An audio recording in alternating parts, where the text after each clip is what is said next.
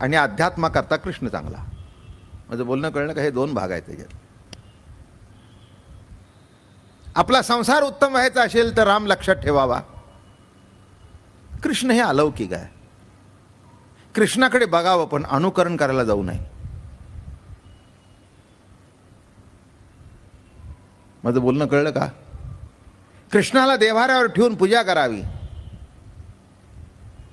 पण अनुकरण करायला जाऊ नये. अनुकरण करायचं असेल तर रामाचं करावं. एक बाणी, एक पत्नी, एक वचनी, सरळ जीवन. बरं का? हे कृष्णाचं काही खरं नसतं. आणि ते काय आहे त्याचं असं असणं सुद्धा त्याला शोभून दिसतं. बरं का? हिऱ्याला जसे 58 पैलू असतात तसं विविध पैलूने जो चमकत आहे असा कृष्ण आहे. विविध पैलू. असं नाही की तो एका अंगाने चमकतो. ज्या ज्या क्षेत्रामध्ये जाईल तिथे तो चमकतो. राम हा मर्यादा पुरुषोत्तम आहे. आणि संसारिकाकरता मर्यादा असणं वैराग्य सांगतोय म्हणून राम सांगितला. मर्यादा. एक गंमत सांगू का? सहज बोलता बोलता आठवली गोष्ट. मर्यादा उल्लंघन केल्यानंतर अहो जानकीला सुद्धा सोडलं नाही. रावणाने उचलून न्यायचं आहे ना कथा आपल्याला माहितीची.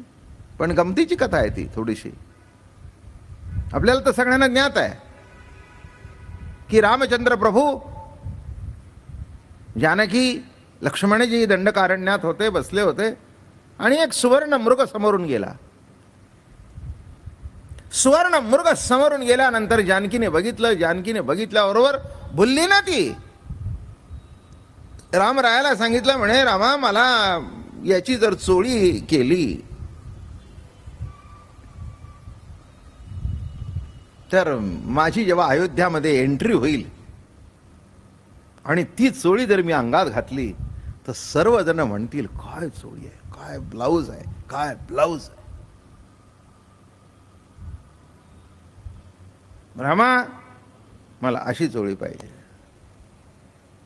आता रामचंद्र प्रभूला वाटलं ही एवढी आपली आईबाप सोडून आलेली आहे, आपल्याबरोबर वनात आलेली आहे, का देऊ नये? काय चुकलं नाही का? नवरा बायको आहे, दोघं कुठेतरी फिरायला गेलेले आहेत, आईला सोडले, बापाला सोडलं. सहज नवऱ्याला वाटतं हिचं कोडकौतुक करावं. काही चुकलं नाही आहे. ज्यांनी त्यांनी आपापल्या बायकोचं कोडकौतुक करायला जन्मसिद्ध हक्क आहे. फक्त दुसऱ्याच्या करू नये एवढंच. काय हो, आपल्या बायकोचं कोडकौतुक करण्याला काही कोणाला परवानगी लागते का? तिची सुद्धा लागत नाही. उलट तिला त्याचा आनंद आहे.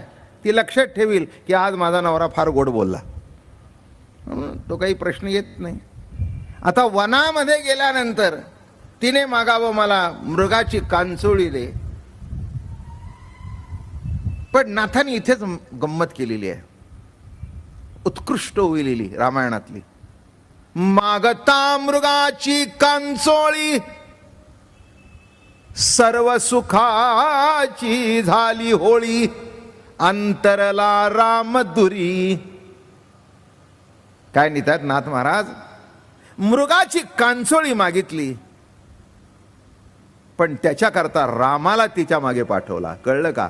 आम्ही जवळचा राम टाकतो आणि वस्तूच्या मागे लागतो. कथा छोटीशीच आहे पण वर्माची आहे. आम्ही देवाकडे जातो पण विषयाकरता जातो, देवाकडे जातो पण वस्तू करता जातो. जवळचा देव लांब पाठवला. मागता मृगाची कांचोळी सर्व सुखाची झाली होळी. खलास सगळ्या सुखाची राख रांगोळी. थोडक्यात कथा सांगतो.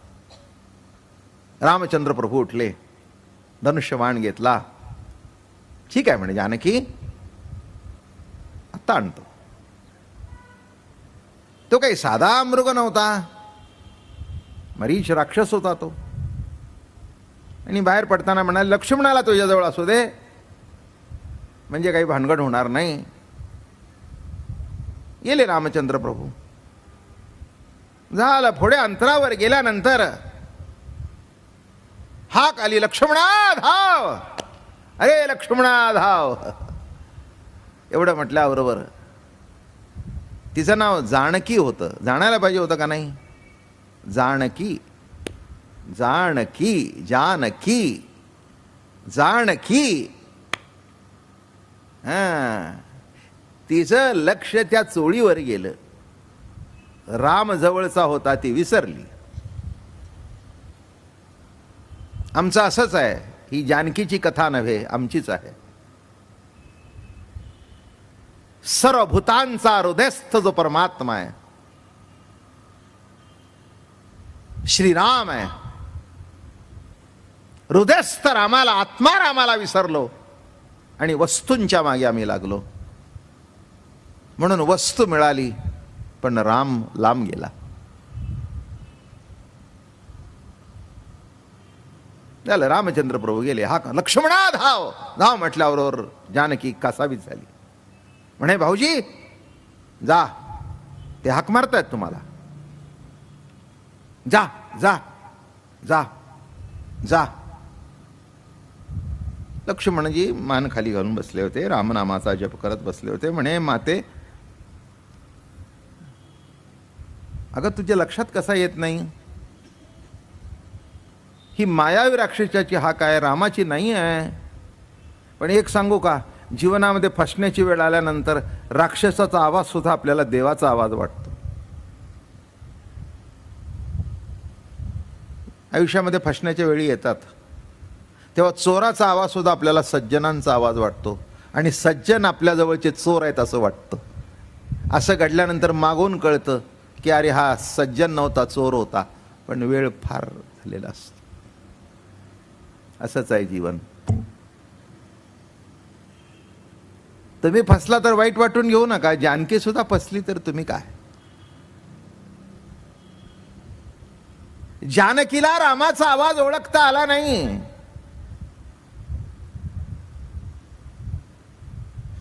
त्याच्याकरता लक्ष्मण असावा लागतो जवळ. लक्ष लक्ष्मण, राम रमयंती राम, पण लक्ष लक्ष्मण. लक्ष महत्वाचं आहे नाही का जीवनामध्ये? लक्ष. चालताना लक्ष, बोलताना लक्ष. रस्त्याने ट्रॅफिक भरपूर आहे, रस्ता ओलांडताना लक्ष. जरा दुर्लक्ष झालं तर तुम्ही तरी माराल, नाही तर दुसऱ्याला तरी माराल. स्वयंपाकघरामध्ये बाई स्वयंपाक करते, जरा लक्ष इकडे तिकडे दूध उतू गेलं, फोडणी जळली, डबल मीठ पडलं किंवा घातलंच नाही, लक्ष ढळलं. प्रत्येक गोष्टीमध्ये हेच आहे. हो, माझं लक्ष नीट आहे म्हणून मी सुत्ती प्रवचन करतोय. लक्ष ढळलं तर भलतंच सांगेन. म्हणजे माझ्या पुढे असं बघितले तर मी, हो, ज्याची बुद्धीमध्ये असं झालं. एका कीर्तनकाराचं मी बघितलं, अभंग एक घेतला त्याने आणि अख्ख्या कीर्तनाभर त्या अभंगावर सोडून सगळं बोलला.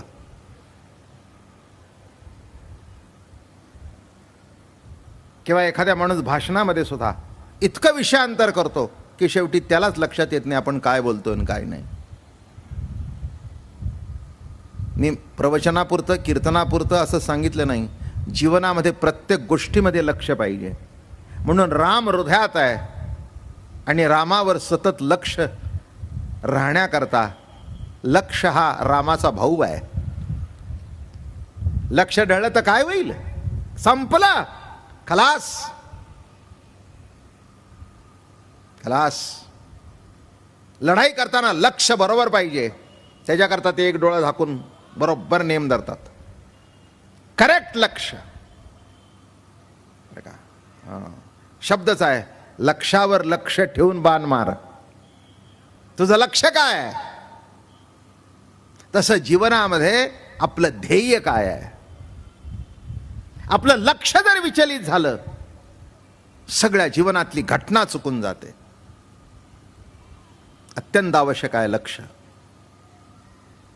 पुष्कळ वेळेला असं घडतं की आपला अंतरात्मा आपल्या काही काही गोष्टी चुकीच्या लक्षात आणून देतो, पण आपण आपल्या वासनेपोटी, अहंकारापोटी ती डावलून पुढे जातो. लक्षात ठेवा, आईचा हात सोडून जे मूल रस्त्याने पळत सुटलं ते गाडी सारी आल्याशिवाय राहत नाही.